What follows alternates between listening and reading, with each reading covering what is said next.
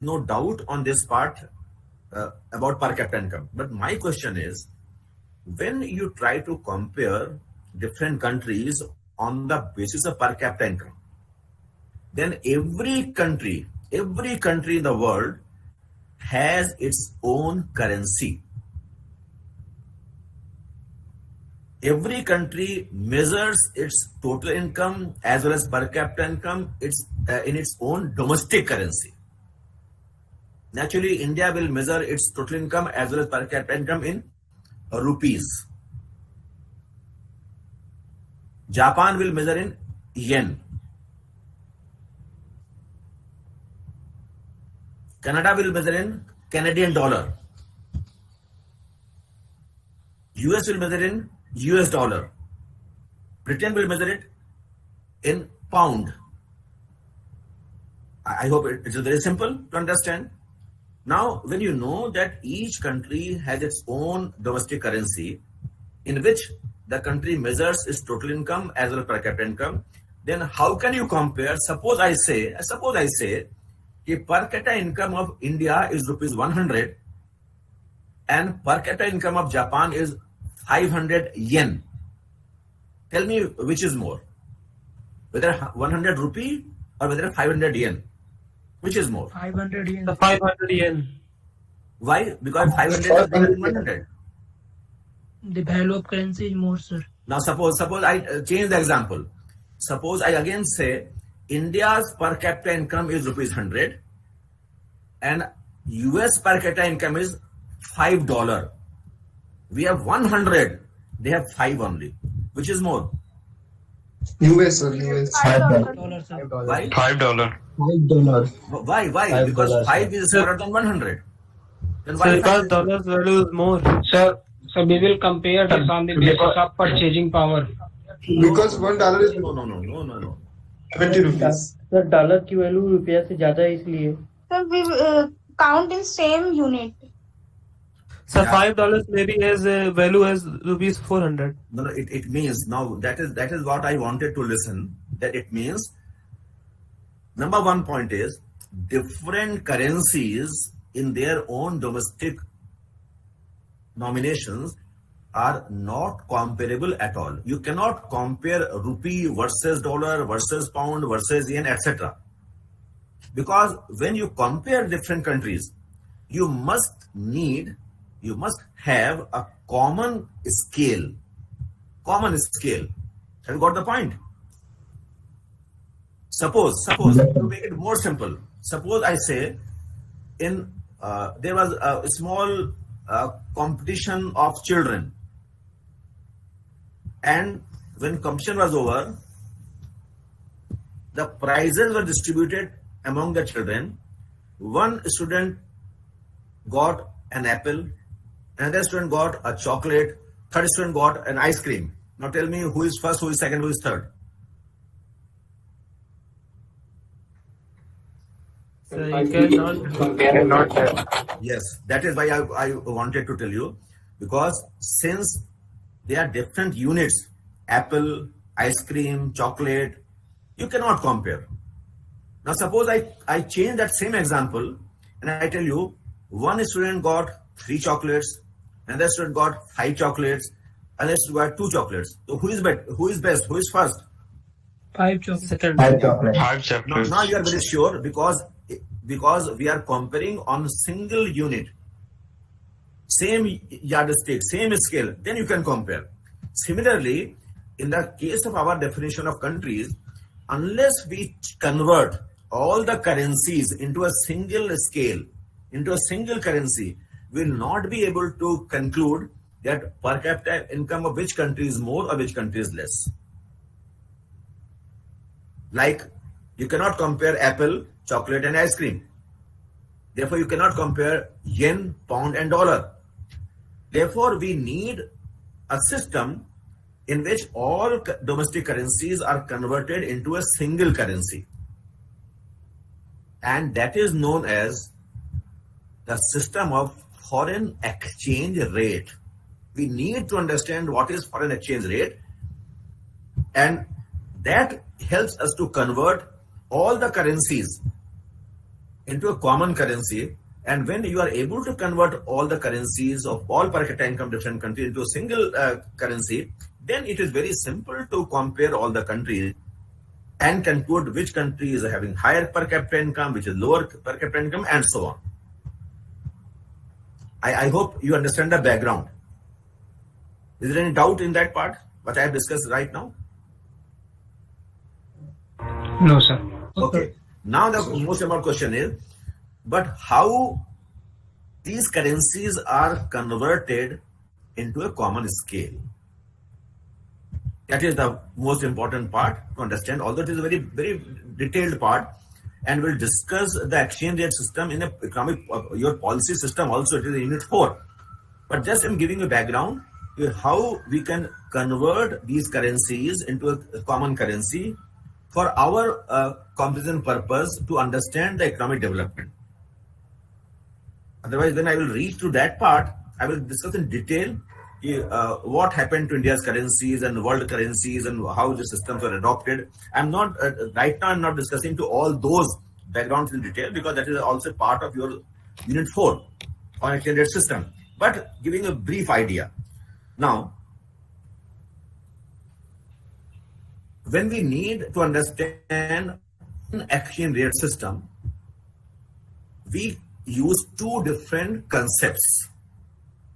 One is called nominal exchange rate, and second is called purchasing power parity or PPP exchange rate.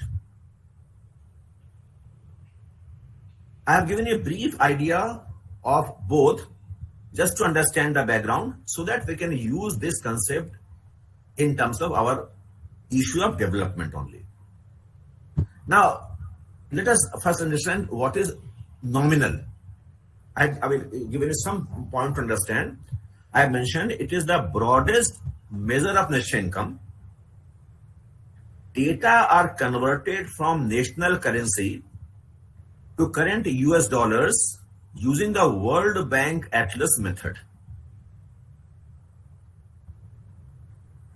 Means we will convert rupee into US dollars, we will convert Japanese yen into US dollar, British pound into US dollar, and so on. US dollar is the common currency as international conversion currency, and all the currencies, all the countries, whether smaller or big countries, they will first measure their domestic income in their own currency, and then it will be converted in terms of US dollar using the nominal exchange rate as given in the World Bank Atlas method. It is a World Bank method, and Atlas means that all countries use the same parameters, same system to convert their own domestic currency into US dollar. I've given a very, very brief idea. We are not going to discuss detail. The purpose of the Atlas conversion factor is to reduce the impact of exchange rate fluctuations in the cross-country composition of national income. Because exchange rate keeps on fluctuating continuously. Tell me, suppose when I ask you a question, whether a $5 is more or 100 rupees more, then most of you answered that $5 is more.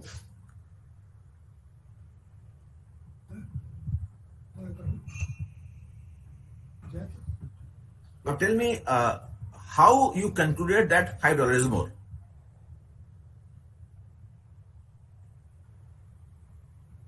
Because when we convert US dollar $5 into rupees.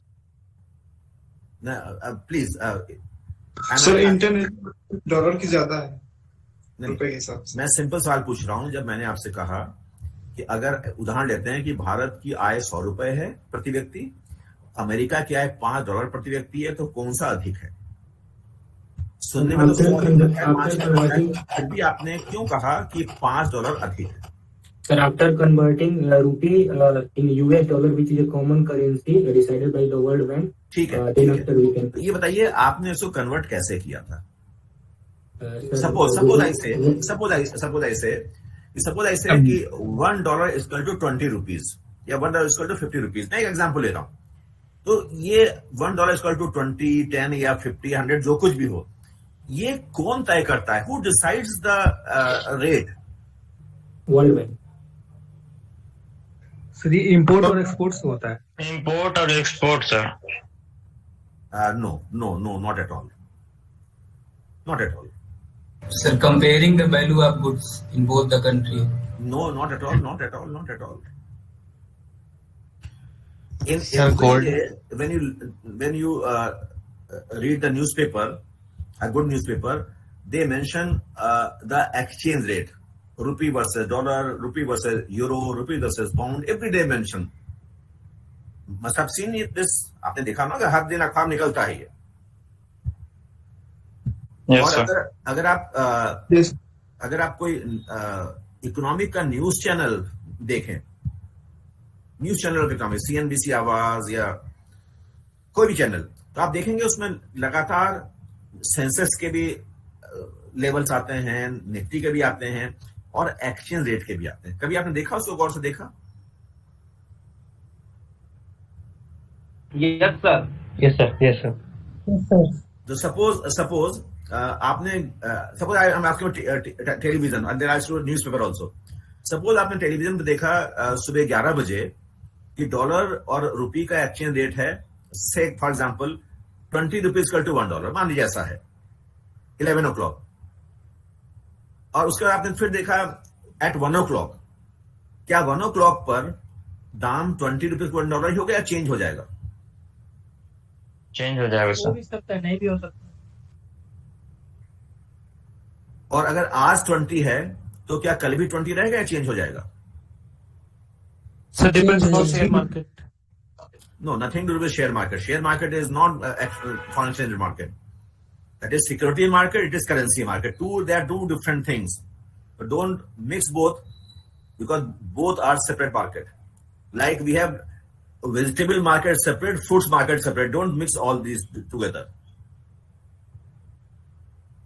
I am asking only about foreign exchange. विदेशी मुद्रा की बात कर रहा हूं। उससे पूछ रहा हूं कि अगर आज $1 20 रुपए का है तो क्या कल भी 20 रुपए रहेगा या इसमें बदलाव आ जाएगा? चेंजेस हो सकते हैं, हो भी सकता है, नहीं भी। बदलाव हो सकता है और नहीं भी हो सकता है। अच्छा सर ये चलिए, कई मान लीजिए फैक्टर्स आपने पर कहा, डिपेंड करेगा। हाँ सपोज आपने कहा हो सकता है, चेंज हो सकता है, तो चेंज कैसे होता है? क्यों, क्या चेंज करेगा? कौन उसे तय करेगा कि आज 20 है कि 21 होगा कि 18 होगा? कौन तय करेगा ये? Who will decide the rate of dollar? Finance minister. Who will decide? Sir demand and supply. Finance minister. So demand will decide, sir. Demand will decide. चलिए, किसी ने कहा डिमांड, किसी ने कहा फाइनेंस मिनिस्टर, और बताइए, और आंसर बताइए। Who decides the rate? Gold sir. Sir world bank. World market. Finance minister. Finance minister. Okay, अच्छा, to make it very simple, to make it more simple, sir national income. चलिए, to make it more simple, I don't know what is the price of potato nowadays. अब क्या आलू का दाम कितना होगा आजकल? क्या दाम है? Sir 20 rupees per KG. 20 rupees per KG. कौन डिसाइड किसने किया ये? सर डिमांड और सप्लाई से डिसाइड हुआ। मार्केट। हाँ बताइए। Just sir market. Yes, just think a currency, just think a currency as potato. You will get the answer. क्या फाइनेंस मिनिस्टर आलू का दाम तय करते हैं? No No, sir. No no. Sir क्या तय करते हैं? बताइए, नो या yes? No sir. No sir. No sir. No sir. फिर कौन तय करता है? क्या किसान तय करता है? No sir. क्या कोल्ड स्टोरेज वाला तय करता है? नहीं। No sir. सर पार्सली कह सकते हैं कि करता है। क्यों सर करेगा? हम और आप तय करते हैं सर। कैसे तय करेगा? अगर तय करता तो आप देखते हैं, तो अगर उसको तय करने का अधिकार होता तो हमेशा आलू का दाम वो 100 रुपए किलो देता, 20 रुपए किलो क्यों देता? वो 100 रुपए किलो देता, खूब लाभ कमाता है। Yes sir. It is simply the market forces of demand and supply. Simple. इसीलिए commodity prices, metal prices, currency prices, security prices, like shares also, securities, the prices of all these are decided in their own markets. And market means the market forces of demand and market forces of supply. And behind demand and behind supply, there are many factors responsible to affect the demand and to affect the supply also. There are many factors that play their role behind demand and behind supply also. यदि आपने BA1 में micro economics सबसे पहले ही पढ़ा होगा कि demand curve, supply curve वो कैसे शिफ्ट करते हैं, कैसे उनका इक्विलिब्रियम प्राइस तय होता है, कैसे प्राइस फ्लक्चुएट करता है, और प्राइस कभी भी एक नहीं रहता है। रीजन बीइंग, ना डिमांड कभी एक जैसा रहेगा और ना सप्लाई कभी एक जैसा रहेगा। और डिमांड सप्लाई के पीछे बहुत सारे फैक्टर्स काम करते हैं, social factors, economic factors, weather conditions, मौसम, so many factors are there that affect demand and supply both. Similarly, the currency prices are also decided by demand for and supply of currencies.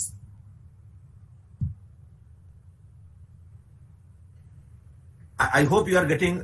I'm moving very slow so that you can understand very clearly, because there are a lot of confusions you have in your mind. I want to remove those confusion points also. इतनी बात मेरी समझे आप, जितनी मैंने अभी तक बात की? Yes, sir. Yes, sir. Okay. Now tell me, if you want to purchase potato, कहाँ मिलेगा आपको आलू? कहाँ मिलेगा? कहाँ से मिल जाएगा आपको आलू? Market. In the market, sir. नहीं, आप एकदम क्लियर बोलिए, क्या आपको आलू गोल्ड मार्केट में मिलेगा? No sir. No sir. तो बोलिए ना कि इट इज वेजिटेबल मार्केट। ये बताइए ना किस कौन सा, बिकॉज मैंने इसलिए कहा they are different markets. There are markets known as security market, metal market, gas market, commodity market, securities market, अलग अलग मार्केट है ना। कोई भी चीज उसके अपने मार्केट में मिलेगी कि दूसरे मार्केट में मिलेगी? उसी मार्केट में सर। उसी मार्केट में जहां जहां उसकी मांग, जहां उसकी बिक्री होती हो। तो गोल्ड मार्केट में आपको गोल्ड मिलेगा, वेजिटेबल मार्केट में आपको वेजिटेबल मिलेगा, फ्रूट्स मार्केट में आपको फ्रूट्स मिलेंगे, फूड ग्रेन मार्केट में आपको फूड ग्रेन मिलेगा, and so on. Similarly we have currency market also. तो मैंने सिंपल सवाल पूछा था, अगर आपको आलू खरीदना है तो आपको आलू मिलेगा वेजिटेबल मार्केट में, या वहां मिलेगा जहां पर आलू के लोग डीलर होते हैं, बेचने वाले होते हैं, फुटकर हो, थोको, कुछ भी, लेकिन उसका तो मार्केट है। ये तो बात क्लियर है? इसमें डाउट है कोई आपको? Clear. Now tell me, suppose you are in Allahabad. I just to make it more simple, you want to buy dollars, वो कहाँ मिलेगा आपको? सर करेंसी मार्केट्स में। कहाँ है? हमें सभी बार दिखता है, हमें आसपास बहुत जगह दिखता है। ये करेंसी मार्केट हमें कहाँ दिखता है? इलाहाबाद में बताइए, कभी आपने देखा है करेंसी मार्केट? करेंसी बिकता है तो चिल्ला रहा हो, डॉलर ले लो को चिल्ला रहा हो, जैसे आलू ले लो चिल्लाता है, कहीं दिखा है आपको ऐसा? नो सर, ये डीमेट अकाउंट होगा ना ऑनलाइन। इतने सारे करेंसी दिमाग में क्यों रखे हैं आप? Demat account is for share market, not for currency भाई। Share market. Sir in banks, sir bank से मिल सकता है sir. Sir by the bank. आपका किस बैंक में अकाउंट है? जिस बैंक ऑफ बड़ौदा। जिस भी बैंक में, जिस ब्रांच में है, वहां जाके कहिएगा कि मुझे $5 दे दीजिए, दे देगा आपको? No, sir. Sir sir embassies में मिलेगा सर। कहाँ पर है वो कहाँ पर है? Mostly on airports we can exchange our currency with other इसका मतलब सुनिए, इसका मतलब है अगर आपको डॉलर चाहिए इलाहाबाद में तो आप पहले एयरपोर्ट जाएंगे, और एयरपोर्ट में आप घुसते को नहीं मिलेगा अंदर, क्योंकि unless you have boarding pass you not be allowed to go inside the airport. फिर आप वापस लौटे कि मैं तो एयरपोर्ट गया, अंदर घुसने ही नहीं मिला, डॉलर कहां से खरीदूं?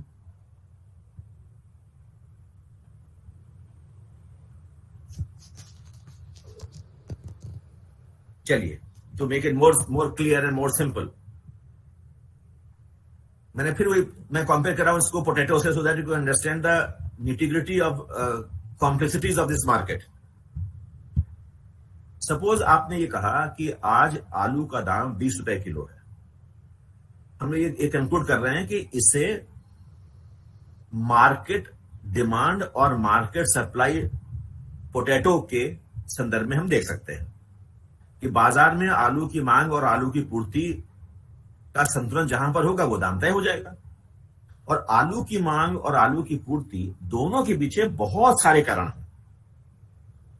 त्योहार हो सकता है, मौसम हो सकता है, फसल हो सकता है, उत्पादन हो सकता है, आदि बोले लॉट ऑफ रीजंस। क्या कोई एक कारण होता है या बहुत सारे कारण होते हैं डिमांड सप्लाई को प्रभावित करने वाले? बहुत सारे। There are many reasons. Many reasons. Similarly, there are many factors behind demand and supply of foreign currency also. Like there are many reasons behind demand supply of potato or apples or any other thing. There are many factors that influence, that affect that demand and supply of foreign currency also. Now, let us understand it a little clearly. ये बताइए कि India में currency issue कौन करता है?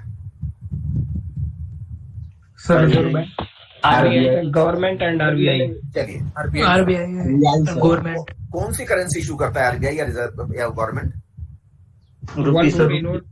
Government द्वारा issue किया जाता है एंड अदर रिमेनिंग आरबीआई द्वारा। कौन सी करेंसी पता आपने नहीं पूछा कि उसका डिनोमिनेशन नहीं पूछ रहा हूँ, डिनोमिनेशन नहीं पूछ रहा हूँ कि 1 रुपया 10 रुपए नहीं पूछ रहा हूँ, कौन सी करेंसी, उसका नाम रूपी। सर इंडियन रुपया रुपया इशू करता है, रुपया जारी करता है। ठीक है, क्या आरबीआई यानी रुपया हम यहाँ पर प्रिंट करते हैं, प्रिंटिंग करते हैं रुपये की नोट्स की, और मिंटिंग करते हैं कॉइन्स की। मैं किसी ने आपको समझाऊंगा कहाँ प्रिंटिंग प्रेस है, कहाँ हमारे मिंटिंग होती है, सिक्के ढाले जाते हैं और नोट छापे जाते हैं, ये तो मालूम है आपको। और इन सबको डिस्ट्रीब्यूट करता है through RBI. Distribution is through RBI.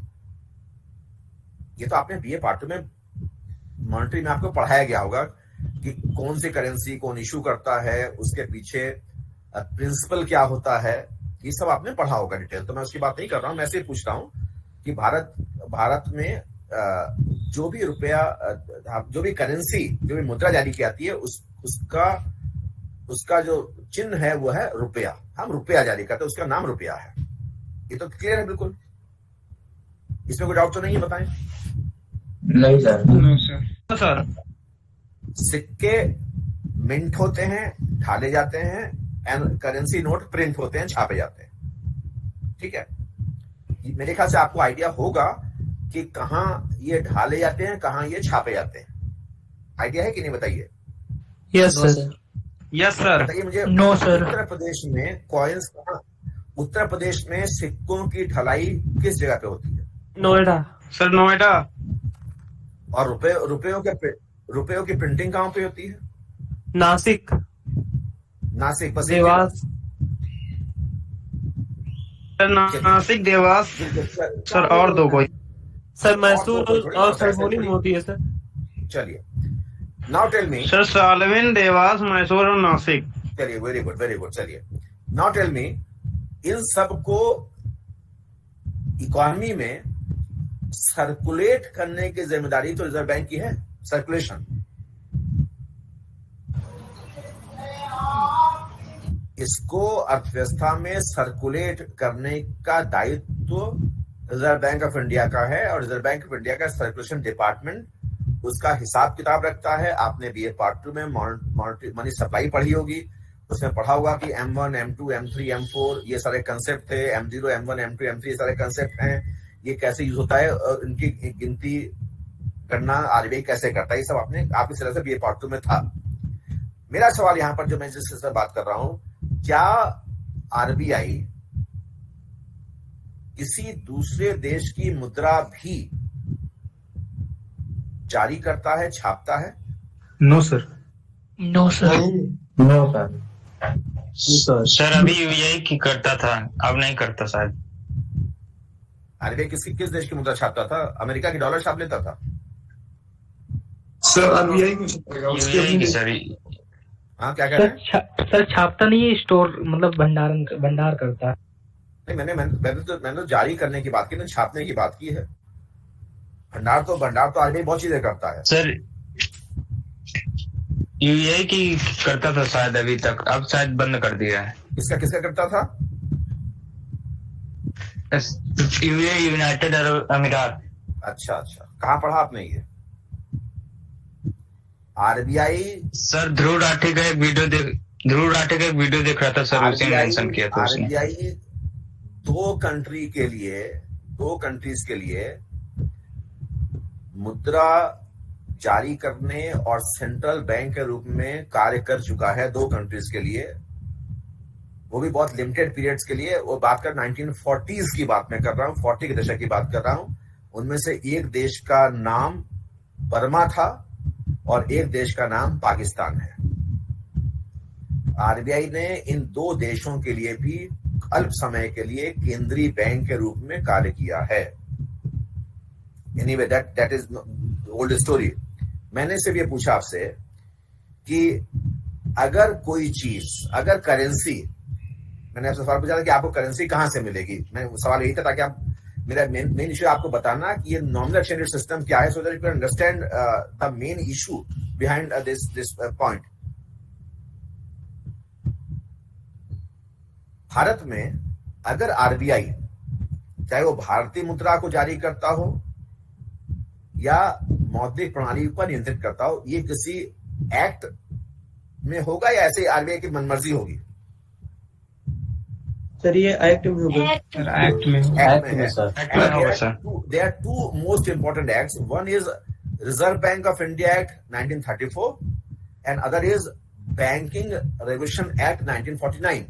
ये 2 एक्ट हैं जिनके आधार पर आरबीआई पूरे मौद्रिक प्रणाली को रेगुलेट करता है, कंट्रोल करता है।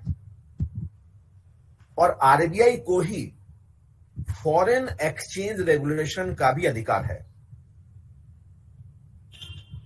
हम लोग जब आगे पढ़ेंगे फाइनेंशियल सिस्टम, वहां पढ़ेंगे 2 एक्ट का जिक्र तब मैं करूंगा।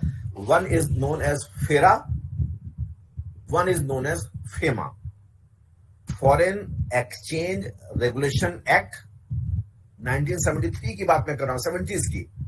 वो रिपील हो गया and replace by foreign exchange management act.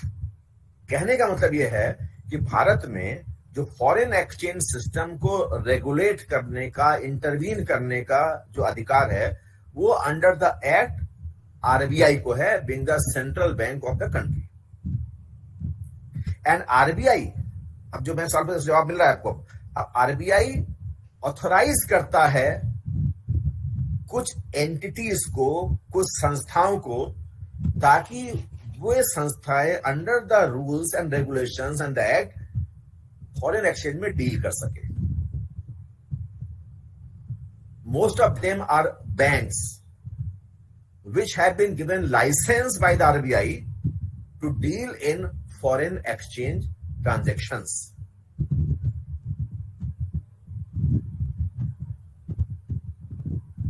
They are known as ADs, AD, authorized dealers of foreign exchange market, because they have been authorized by the central bank to deal in the foreign exchange, and dealing means buying and selling of foreign exchange, like buying and selling of vegetables.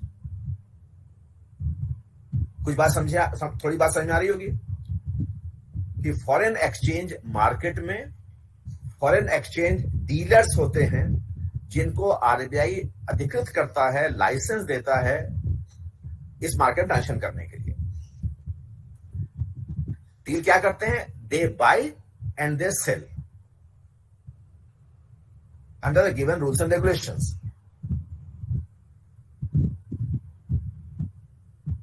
इतनी बात समझ में आ रही कि नहीं, बताएं? Yes, sir. Yes, sir.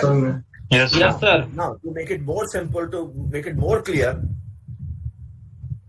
अगर suppose, फिर मैं आ रहा हूं vegetable market, so you understand the background. मान लीजिए आलू वाला आज ठेले पर चिल्ला चिल्ला के बेच रहा है आलू, 20 रुपए किलो आलू, 20 रुपए किलो आलू।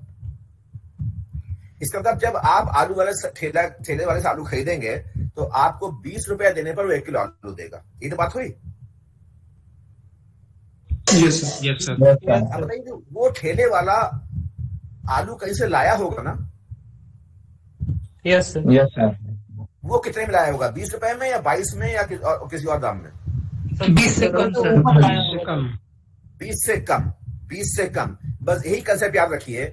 जब बैंक में आप डॉलर खरीदने गए और सपोज तुमने कहा 50 रुपीज का $1, तो आप 50 रुपीज देकर, इसके पीछे सारे पेपर्स वगैरह होंगे, मैं उसकी चर्चा नहीं कर रहा हूं, आपने 50 रुपीज देकर $1 खरीदा उससे।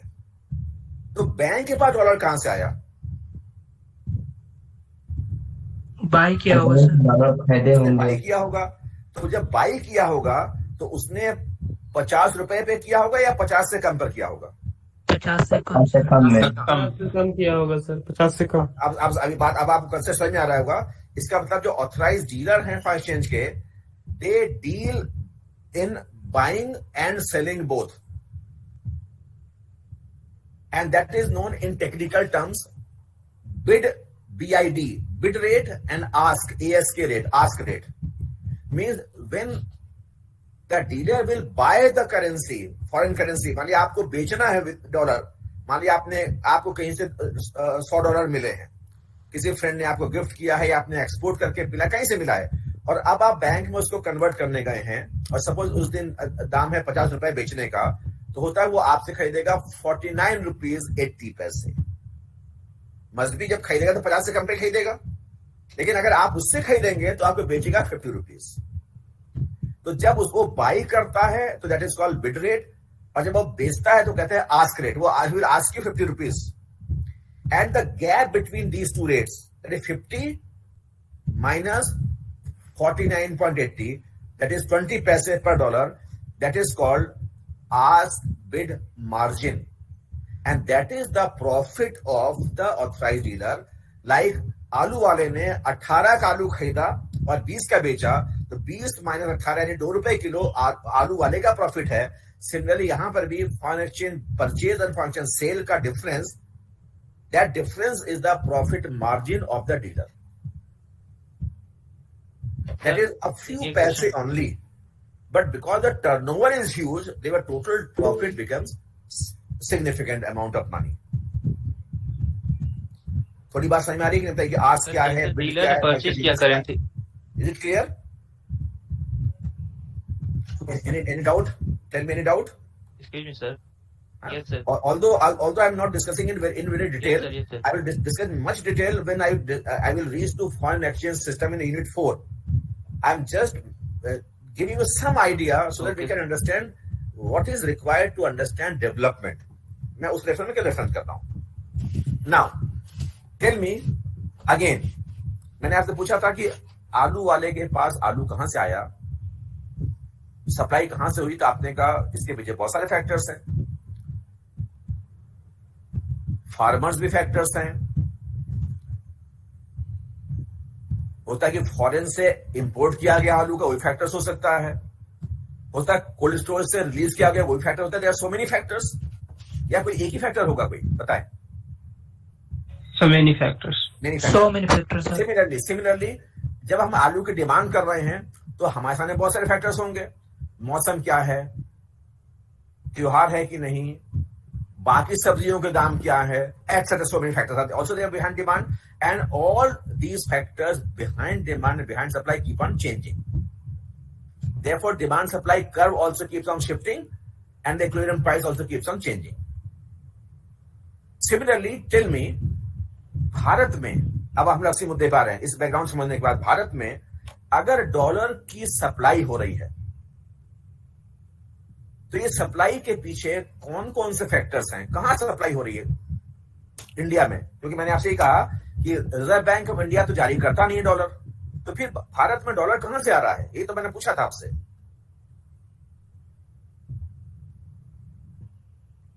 सर बैंक खरीदती है, वापस आ जाता है। क्या कह रहे हैं? बाई करते हैं sir. I'm not getting your voice. Currency exchange to bank borrowing. नहीं, हम करेंसी एक्सचेंज की बात कर रहे हैं। मैंने पूछा कि अगर आप सपोज आप बैंक जाते हैं, जो डील कर रहा है फॉरेन एक्सचेंज में, आप उससे कहते हैं मुझे $5 चाहिए, तो मेरा सिर्फ सवाल यह था कि जब बैंक के पास $5 है, बैंक तो डॉलर इशू करता नहीं है ना, आरबीआई इशू करता है, तो ये बैंक के पास $5 आया कहां से? मेरा सिंपल सवाल उससे बाई कर लेते हैं। From foreign. So when we export goods and services. Yes. अब देखिए, सर ओवरसीज तो वहाँ पे काम करते हैं उनके। So when we export goods and services or our citizens working in other countries. चलिए, let me give you some points फिर हम elaborate कर लेंगे। देखिए, जैसे मैंने कहा कि आलू की सप्लाई के पीछे कोई एक फैक्टर नहीं है, बहुत सारे फैक्टर्स हैं। सिमिलरली सप्लाई ऑफ डॉलर्स, मैं डॉलर ही यूज कर रहा हूं टर्म ताकि आप आसानी समझ सके, you can be euro also, pound also. इसी प्रकार सप्लाई ऑफ डॉलर के पीछे भी तो बहुत सारे फैक्टर्स हैं। फॉर एग्जाम्पल मैं 3-4 फैक्टर बता रहा हूं। सपोज जैसे आप किसी ने कहा, अभी मैंने ओवर हियर किया उसे, अगर हम इंडिया से किसी गुड या किसी सर्विस का एक्सपोर्ट हुआ, मान लीजिए हमने, to make it more simple, मान लीजिए हमने अमेरिका को 5 किलो चाय का एक्सपोर्ट किया। बताइए कि जो हमारा इंपोर्टर है अमेरिका का, वो हमें उसका पेमेंट करेगा कि नहीं करेगा? यस सर, करेगा। क्या वो पेमेंट हमें रुपए में करेगा? नो सर, डॉलर में करेगा। डॉलर में करेगा। एग्जैक्टली। चलिए, इसका मतलब है ब्रॉड टर्म हो गया एक्सपोर्ट्स।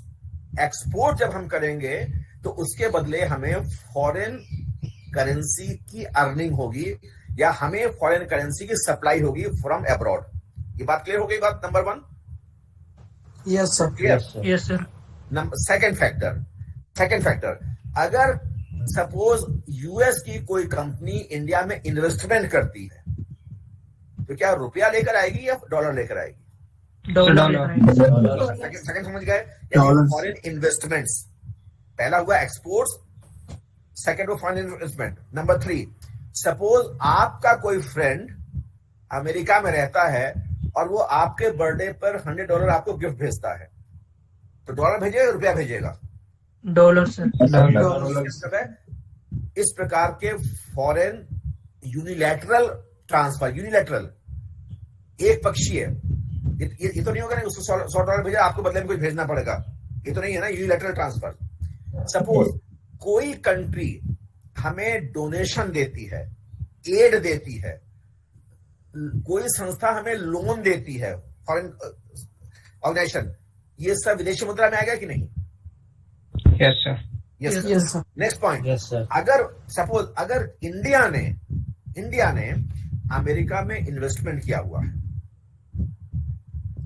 और उस इन्वेस्टमेंट के बदले हमें अमेरिका में प्रॉफिट हुआ, तो वो प्रॉफिट जब हम अपने यहां ट्रांसफर करेंगे तो उस प्रॉफिट हमें विदेशी मुद्रा मिलेगा कि नहीं? Yes sir. अगर हमने वहां पर कोई इन्वेस्टमेंट किया हुआ, उस पर प्रॉफिट मिलेगा, डिविडेंड मिलेगा, लाभांश मिलेगा, इंटरेस्ट मिलेगा, रेंट मिलेगा, ये सारे पैसे हमें विदेशी मुद्रा में ही मिलेंगे। तो मैंने आपको 4-5-6 इंपॉर्टेंट पॉइंट बताए कि there is no one single factor behind supply of dollar to India, but so many factors. इतनी बात मेरे ख्याल से हर एग्जांपल आपको बहुत क्लियर समझ में आ गया होगा। Any doubt? No sir. No doubt. अब बताइए, ये जो फैक्टर्स मैंने बताए, क्या ये सारे फैक्टर्स रोज एक बराबर एक समान रहते हैं या घटता बढ़ता रहता है? घटता बढ़ता रहता है। घटता बढ़ता है। इसका मतलब वो आज आप कह रहे हैं कि ये तो एक साथ रहते हैं, फ्लक्चुएट करते हैं। इट मींस जब फैक्टर्स फ्लक्चुएट करते हैं तो सिंपली सप्लाई भी तो फ्लक्चुएट करेगी। Yes sir. यस।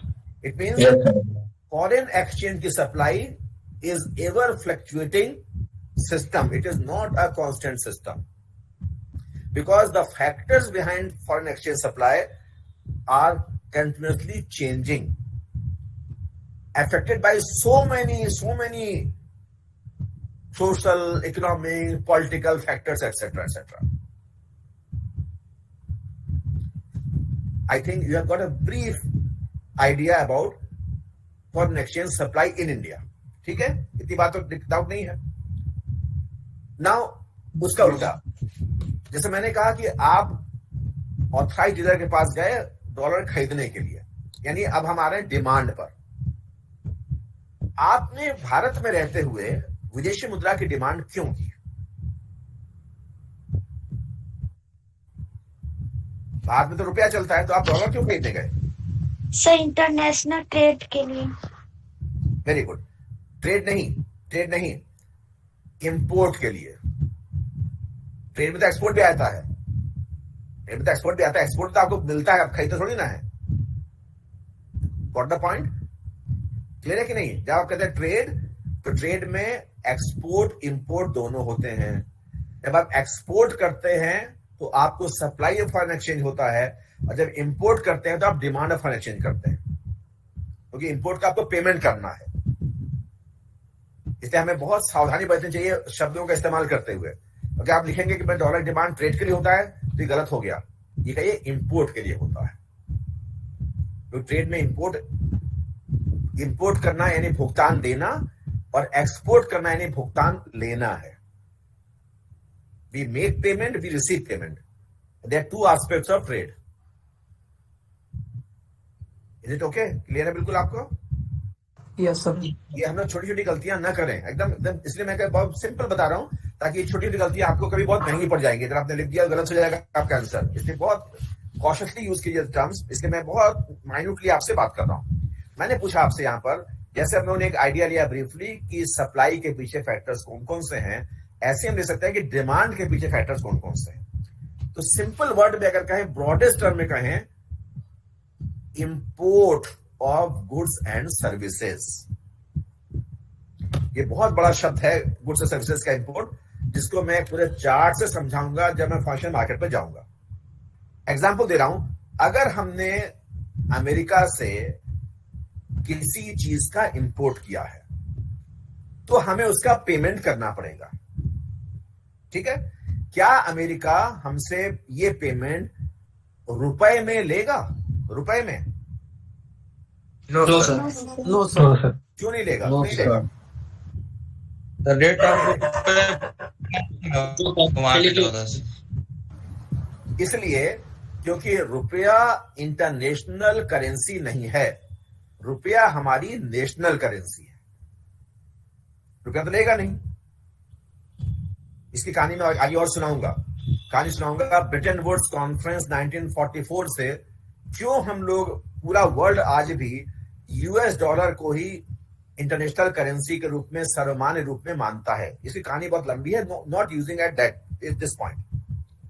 तो मैंने सिंपल कहा कि अगर हमें इंपोर्ट का पेमेंट करना है तो हमें फॉरेन एक्सचेंज की हम डिमांड करेंगे।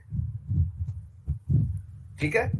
नंबर 2, अगर मान लीजिए हम अमेरिका में इन्वेस्टमेंट करना चाहते हैं, अगेन इन्वेस्टमेंट के लिए हम फंक्शन की मांग करेंगे अपने देश में कि हमें विदेशी मुद्रा दिए, हमें निवेश करना है यहां पर। अगर मान लीजिए आप, जो मैंने एग्जांपल उसका उल्टा कर रहा हूं, आपके फ्रेंड का जो अमेरिका में रहता है उसका बर्थडे है, आप उसको एज ए गिफ्ट कुछ अमाउंट ऑफ मनी भेजना चाहते हैं, तो जाहिर सी बात है आप रुपया नहीं भेजेंगे, तो again you will demand for foreign currency. अगर भारत से किसी अन्य देश को एड दिया जाए, लोन दिया जाए, डोनेशन दिया जाए, again it will require financial demand. अगर विदेशी कंपनियां इंडिया में हैं और यहां पे वो अर्न कर रही हैं, उस अर्निंग को वो अपने देश में भेजा जाती हैं as dividend, profit, rent, interest etcetera, again will demand foreign currency. ठीक उल्टा, जो एग्जांपल मैं पहले दिया तो ठीक उल्टा दे रहा हूं अभी। एक था इनफ्लो और दूसरा अब ये आउटफ्लो। तो फॉरेन एक्सचेंज का इनफ्लो और फाइनेंशियल का outflow, that is known as supply of foreign currency, अरे inflow, demand of foreign currency, that is outflow. और इनफ्लो आउटफ्लो दोनों के पीछे जो फैक्टर्स हैं वो एवर चेंजिंग और फ्लक्चुएटिंग फैक्टर्स होते हैं। जाहिर सी बात है, हम लोग कंक्लूड कर सकते हैं, it means in foreign exchange market, demand of foreign currency and supply of foreign currency both are continuously fluctuating. जैसे आपने B1 में डिमांड सप्लाई कर ड्रॉ किया होगा मार्केट में, तो वही ड्रॉ कर लीजिए जहां पे लिखा demand of aloo, supply of aloo, now right demand of dollar, supply of dollar. Are you getting point और नॉट? जहां डाउट हो मुझसे पूछिएगा, I am trying to make it very very simple. Even if you have any doubt, just ask me questions. Sir, Yes. Sir अगर हम as a tourist America जा रहे हैं तो ये भी एक फैक्टर हो सकता है। जब आप टूरिस्ट जा रहे हैं, टूरिज्म अगर कोई अमेरिका से आ रहा है या आप अमेरिका जा रहे हैं, तो tourism is also service, tourism services. जब कोई अमेरिका से यहां आ रहा है तो we earn by exporting tourism services, और अगर हम जा रहे हैं बाहर तो इस it means we are importing tourism service, हम इसका पेमेंट करना पड़ेगा। टूरिज्म भी तो सेवा का हिस्सा है। इसलिए मैंने कहा, मैंने बहुत सावधान कहा था कि एक्सपोर्ट और इंपोर्ट ऑफ गुड सर्विसेज बहुत ब्रॉड टर्म है। We export and we import variety of goods and variety of services also. Tourism is also service. तो अगर आप जाएंगे विदेश, जाहिर सी बात है आप डॉलर खरीद के तो जाएंगे, तो आपको सबसे पहले अपने ऑथराइज्ड डीलर के पास जाना पड़ेगा, सारे पेपर प्रेजेंट करने पड़ेंगे, पासपोर्ट दिखाना पड़ेगा, विदेशी जाने का एयर टिकट दिखाना पड़ेगा, वीजा दिखाना पड़ेगा, और तब वो आपको फॉरेन एक्सचेंज देगा। इसलिए मैंने कहा डॉक्यूमेंट्स का रिक्वायर्ड अभी बात नहीं कर रहा था, लेकिन जब आप टूरिस्ट के रूप में जाएंगे तो आपको विदेशी मुद्रा खरीदनी है, अर्थात आप जिस देश को जा रहे हैं उस देश की टूरिज्म सर्विसेज का इंपोर्ट करते हैं, तो आप पेमेंट करेंगे उसको। स्पष्ट है कि नहीं? बताइए, बात समझ में आई?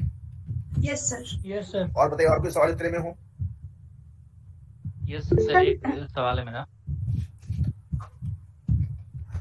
हाँ बोलिए, मैं सुन नहीं पा रहा हूँ, जोर से बोलिए जरा। जैसे हेलो, आपकी आवाज एकदम जीरो लेवल पे आ रही है, तो मैं कुछ सुन पा रहा। आपने बस क्या कहा नहीं समझा।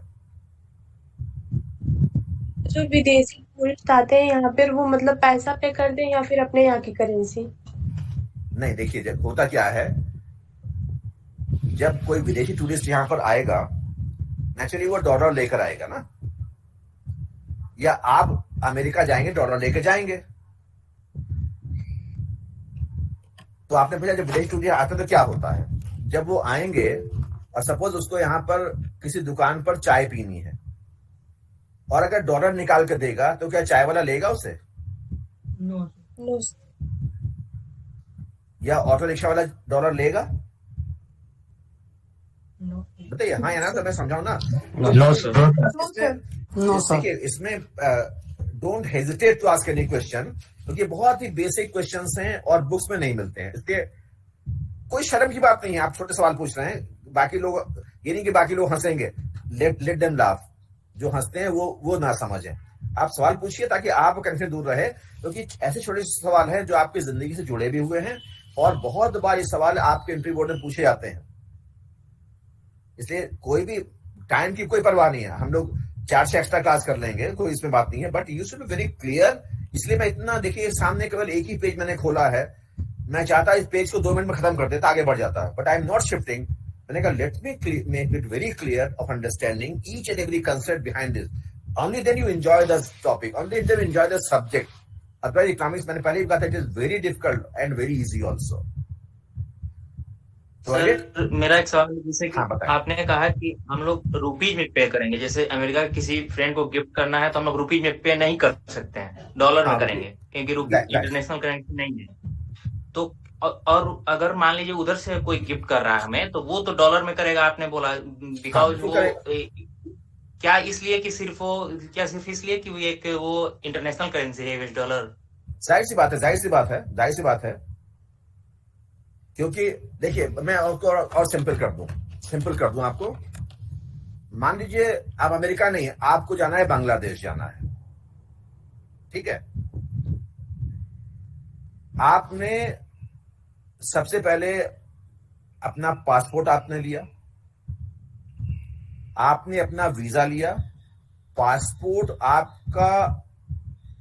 आपका देश देता है, पासपोर्ट बनता है आपका देश, ministry of home affairs. Visa चाहिए कि नहीं आपको? चाहिए सर। Yes sir. वीजा कौन देगा आपको?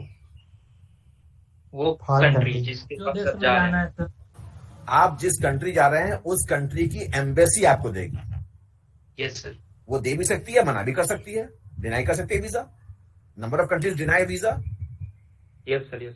हाँ, तो आपको सिंपल एग्जांपल दे रहा हूं, बांग्लादेश के एम्बेसी से संपर्क करना पड़ेगा, एप्लीकेशन फॉर्म देना पड़ेगा, वो डॉक्यूमेंट सारे मानेगा, और अगर वो लगता है कि आप ठीक ठाक हैं तो आपको वीजा दे देगा। आपके पास पासपोर्ट वैलिड है, वीजा वैलिड है। अब आप बांग्लादेश आपको जाना है, आपने कहा भाई हम दिल्ली से प्लेन पकड़ते हैं, ढाका में उतरेंगे। सबसे पहले आपको काम ये करना पड़ेगा कि इलाहाबाद में अगर आप हैं, दिल्ली में आप कहीं पर हैं, तो आपको अपना रुपया लेकर वहां जाइए अपने ऑथराइज डीलर के पास। It can be bank, it can be money exchange companies, there lot of money exchange companies जो जिनको ऑथराइज किया आरबीआई ने, वो एक्सचेंज कर सकती हैं, ठीक है। आप वहां मान लिया आपने कहा कि मैंने 5,000 रुपए दिया, और सपोज 50 रुपए का डॉलर है, तो आपने 5,000 रुपए दिया, वहां पे लिखा होगा आज का रेट डॉलर का 50 रुपीज पर डॉलर। तो आपने रुपए को 5,000 को कन्वर्ट किया डॉलर में। अगर 50 रुपए का एक डॉलर, कितने डॉलर मिलेंगे आपको? 500। 50 रुपए का एक डॉलर है, आप 5,000 रुपए डॉलर खरीद रहे हैं, कितने डॉलर? 100 डॉलर। $100 सर। $100 मिलेंगे, ओके। चलिए, आप $100 लेकर हवाई जहाज में बैठे, आप उतरे ढाका में, ठीक है। अब ढाका में आप $100 देकर एयरपोर्ट पे डीलर्स होते हैं, बाहर भी डीलर्स होते हैं, आप उस $100 को कन्वर्ट करेंगे बांग्लादेश की करेंसी यानी टका में। $100 को आप टका में कन्वर्ट करेंगे, जो टका वर्सेस डॉलर का रेट होगा। जैसे इंडिया में रुपी वर्सेस डॉलर का रेट था, वैसे बांग्लादेश में टका वर्सेस डॉलर का रेट होगा। बात समझे कि नहीं, बताएं? Yes sir.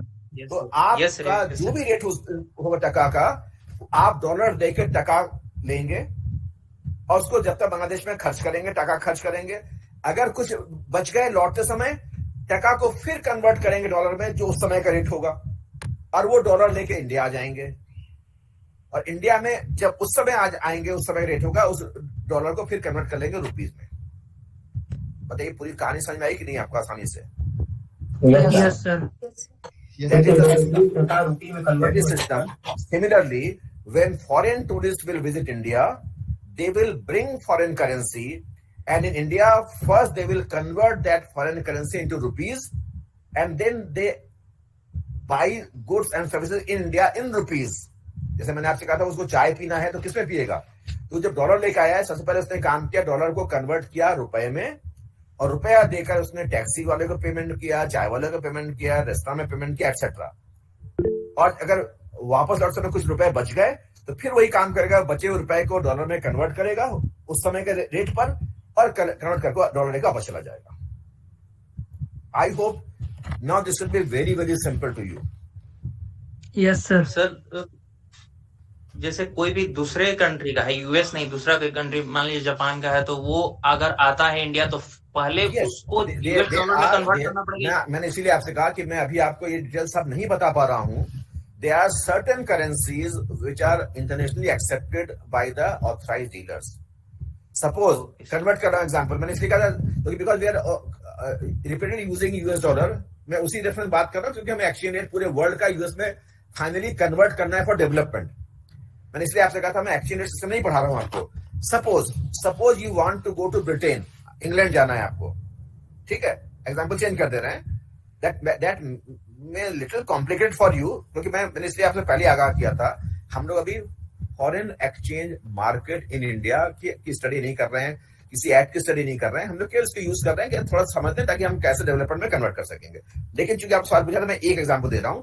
अगर आपको इंग्लैंड जाना है तो सबसे पहले मैंने वही कहा कि आपके पास अपना पासपोर्ट होगा, फिर ब्रिटिश एम्बेसी का वीजा आपके पास होगा, पासपोर्ट वीजा ये सब लेकर आप जाएंगे अपने ऑथराइज्ड डीलर के पास, मे बी बैंक और any other money exchange dealer, उससे आप रुपया देकर पाउंड खरीद लेंगे।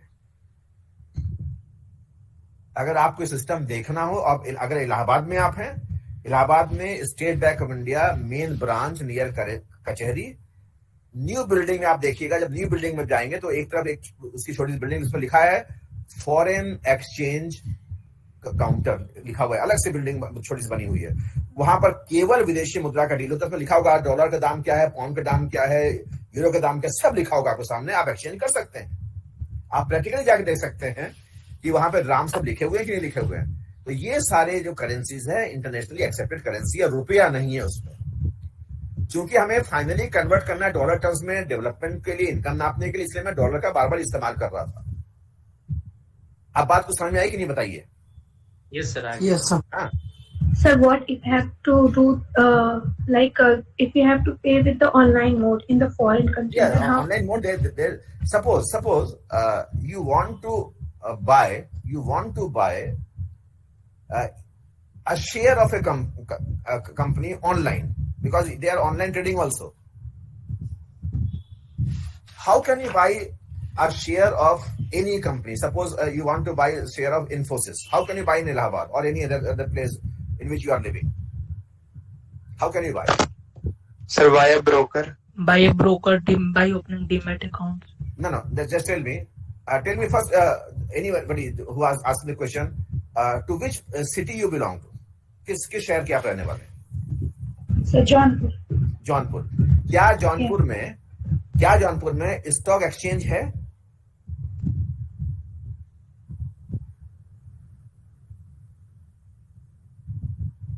No sir. नहीं है। क्या इलाहाबाद में स्टॉक एक्सचेंज है? No sir. नहीं है। Yes, sir. क्या आजमगढ़ में स्टॉक एक्सचेंज है? No sir. नहीं है। No sir. Stock exchange major की बात कर रहा हूं, है तो बहुत जगह पर। जैसे आपने कहा कि इन्फोसिस खरीदना है, तो स्टॉक एक्सचेंज है आपका मुंबई में, मुंबई, कोलकाता। और जगह पे मैं कंसेप्ट ले रहा हूं मुंबई का, बीएससी है, एनएससी है, दोनों मुंबई में है। ठीक है। आप उत्तर प्रदेश में हैं और आपको एक शेयर खरीदना है इन्फोसिस का, रिलायंस का या टाटा का, किसी का भी, तो ये शेयर बिकता कहां पर है?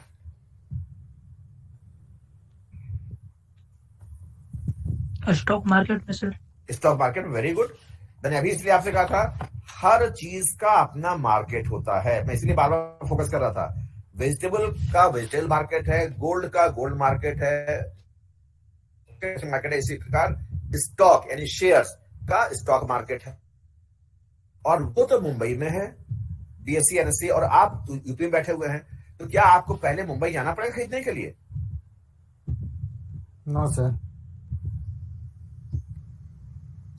ले जाना पड़ता था सर। हाँ बताइए, जोर से बोलिए। No sir. No sir. तो फिर फिर अपने शहर में बैठ के आप कैसे खरीद सकते हैं जब जाएंगे नहीं तो?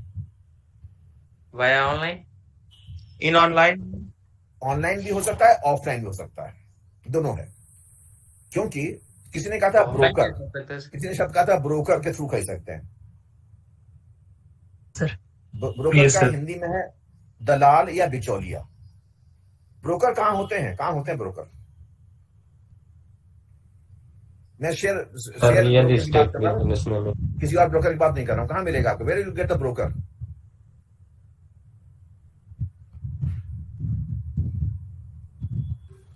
Sir secondary market. नहीं sir company primary secondary market. just you answer my question. Where can you find a broker of any stock exchange? Sir companies रहती है मार्केट होगा. कंपनी है nothing to the stock market. Sir जहाँ stock है वो जहाँ market वहीं पे ब्रोकर भी होगा. हाँ यस. देखिए हर स्टॉक एक्सचेंज में ही ब्रोकर होता है. And the brokers are also legal entity. They are licensed brokers under the Act and rules.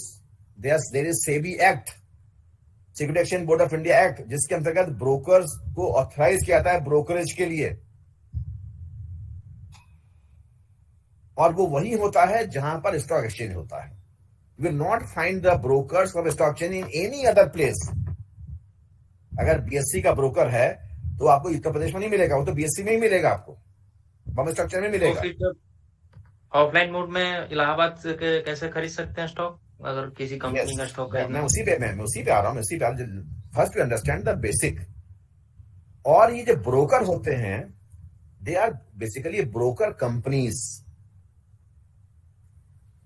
क्रीत Parikh and company, Hiten Dalal and company, they are big companies. And आप अच्छा बताइए किसी स्टॉक एक्सचेंज का broker बनने के लिए एनुअल ब्रोकरेज होता है, एनुअल ब्रोकरशिप होता है, लगभग कितना पैसा पेमेंट करना पड़ता होगा? फीस कितनी होगी ब्रोकर के लिए लगभग बताइए सर? 5 से 10 लाख के आसपास. 10 लाख. चलिए मैं बता 10 लाख. चलिए I can tell you it is not less than 250 crore. तो don't think broker is very very small entity. 250 crore देकर 1 साल का ब्रोकरेजशिप आपको मिलता है. सर ये इस टाइम का रेट है? मैं इसी टाइम बोल रहा हूँ, पूर्वजों का रेट नहीं बोल रहा हूँ. तो क्या कंपनी ब्रोकर नहीं बन सकता खुद के लिए, इंडिविजुअल ब्रोकर? मैं तो बोल रहा हूँ कि मैंने इसलिए कहा ब्रोकरेज कंपनीज होती हैं. आप इंडिविजुअल बन सकते हैं, sub broker, agent of broker. Basic पे आ रहा था जो आपने पूछा ना कि इलाहाबाद में खरीदना हो, जौनपुर में खरीदना हो. You will find the agents of the brokers in many places, but brokers are only in the stock exchange. मेरी बात समझ में आई कि नहीं? तो जो आपको हमारे शहरों में आपको बोर्ड लगा के दुकान मिलते हैं वो एक्चुअली ब्रोकर्स के एजेंट होते हैं. They get a commission for their services that they provide in these cities. They are not brokers. They are agents of the brokers या सब brokers of the brokers. अब वो बन सकते हैं और उनसे आप लेन देन कर सकते हैं. आप जब मैंने कहा था ऑफलाइन, तो आप सीधे जाइए, बाकी आपके शहर में सब ब्रोकर है, आप उससे कॉन्टेक्ट कीजिए. आप कहिए मुझे रिलायंस इंडस्ट्री लिमिटेड के 100 शेयर खरीदने हैं, कैसे खरीदो? उसमें वो कहेगा आपको बाकी जो फॉर्मेलिटीज डीमैट अकाउंट वो छोड़ दीजिए. कहेगा भाई आज दाम इतना है, आप ऑर्डर दीजिए, हम खरीद देते हैं. जब आप ऑर्डर देंगे तो वो अपने ब्रोकर से कॉन्टेक्ट करेगा, कहेगा ये प्राइस कोट कर रहा है, इस पर मिल जाए तो इसके नाम हमें भेज दीजिए. That is the deal on behalf of the brokers. ये हो गया आपका ऑफलाइन. और ऑनलाइन में जो आप खरीदते हैं, तो ऑनलाइन जैसे ही आप अटेंशन करते हैं तो you always connect the stock chain through a broker. आप ब्रोकर के थ्रू ही कनेक्ट हो सकते हैं स्टॉक एक्सचेंज के बाई और सेल करने के लिए. इसलिए हम लोग हमेशा कहते हैं कि ब्रोकर के बिना कोई भी बाई या सेल नहीं कर सकता. मैं आपको और एग्जांपल बताऊं.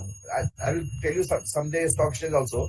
मान लीजिए आपके पास एक शेयर है और आप इसे अपने किसी निकट मित्र के जो रोज आपसे साथ मिलता जुलता है उसको बेचना चाहते हैं, या आप अपने फैमिली के को ही ट्रांसफर करना चाहते हैं किसी और दूसरे के नाम, तो भी उसके बीच में ब्रोकर होगा तभी आप ट्रांजेक्शन कर पाएंगे, अदरवाइज ट्रांजेक्शन नहीं होगा. क्योंकि ब्रोकर इसको सर्टिफाई करेगा ट्रांजेक्शन को, फिर उस शेयर पे उस कंपनी के रिकॉर्ड में आपके नाम की जगह पे उस दूसरे का नाम लिखा जाएगा. And that needs for certification also authorised by the broker. आप अपने ही घर में अपने ही दोस्त को अपना शेयर नहीं बेच सकते like any other commodity. That is because broker is the most important mediator in any transaction. Without that, no transaction can take place under the act and rules. मेरे ख्याल से जो सवाल पूछा था ऑनलाइन सामने आ गया होगा. आप ऑनलाइन ट्रांजेक्शन करेंगे, that will be linked to the stock chain through some broker only. उसके बगैर आप ट्रांजेक्शन कर ही नहीं सकते. Sir, there are some banks which themselves provide their shares to us. There are banks who provide you the demat services, brokerage services also, but they are not brokers. They are agents of the brokers.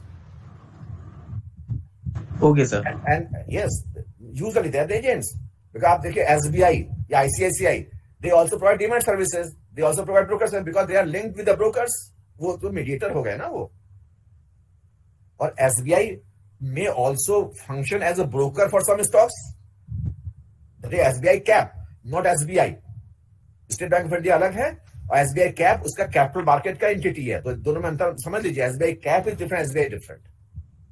Yes, sir. Because एक SBI is registered under the Banking Regulation Act, SBI cap under the SEBI Act. दोनों के act अलग अलग है. उसके काम variety of काम हो सकते हैं लेकिन सबके एक्ट अलग हैं, सबका अकाउंटिंग अलग है, सबके फंक्शंस अलग हैं. Anyway, we have discussed lot of things, but not able to confine to our own issue of nominal exchange rate. And I hope now it is time is over for me also because I have to rush to university at 10 o'clock. There is a meeting. So I am stopping here. I will discuss the things again next Friday in little detail. And then I will announce some extra classes also because now I'm a little bit relaxed now because I had visited some other place for a couple of days. Then I've come back. Then we'll meet again on next Friday at the same time, 8 a.m. Please note the time, 8 a.m. next Friday. And then on next Friday, I'll announce some extra classes also, maybe for Sunday or in the day, depending upon my availability and my free time. Okay? Sir, tomorrow there will be class? No class because tomorrow we have some important function in the department that is online. I'm engaged in that. No class tomorrow. Sir 9 बजे से class रखिए sir हो सके तो. नहीं ऐसा नहीं हो सकता. 9 पे रखूंगा तो फिर आपको अपने टाइम पे छोड़ना पड़ेगा जो आपका टाइम अलॉटेड है. If you want तो allotted time 9 o'clock नहीं है. In some Sunday or extra class हो सकता है 9 जितना holiday हो. But as per timetable 9 is not the time. So either you go by the timetable or you go by the 8 o'clock. There are two options. Whatever decide that is very final. Sir timetable आपका time क्या दिया हुआ? Timetable time क्या है आपका? 8 o'clock. 8 o'clock. No. 8 o'clock, sir. Not 8. 8 o'clock, sir. 8:55, sir. 8:50 होगा तो 8:50 होगा. उस पे अगर गो बाय टाइम टेबल देन 8:50 या 55 जो भी होगा हम उस टाइम से कर पाएंगे. मैंने तो आज इसलिए कहा था थोड़ा सा अर्ली कर लेंगे तो हम लोग थोड़ा सा कवर कर सकते हैं. ये you decide one thing and if you say 8 o'clock then I will stick to 8 o'clock. Sir, 8 a.m. is okay. 8 a.m. sir. Okay. Next Friday we'll meet next Friday. 8 a.m. Please join in time. Please join on time. Okay. Okay, sir. Okay, sir. Thank you. I'm stopping. Thank you, sir. Okay, I'm stopping. Thank you, sir. Thank you, sir. Thank you, sir. Thank you so much. Thank you, sir. Thank you. I have a question.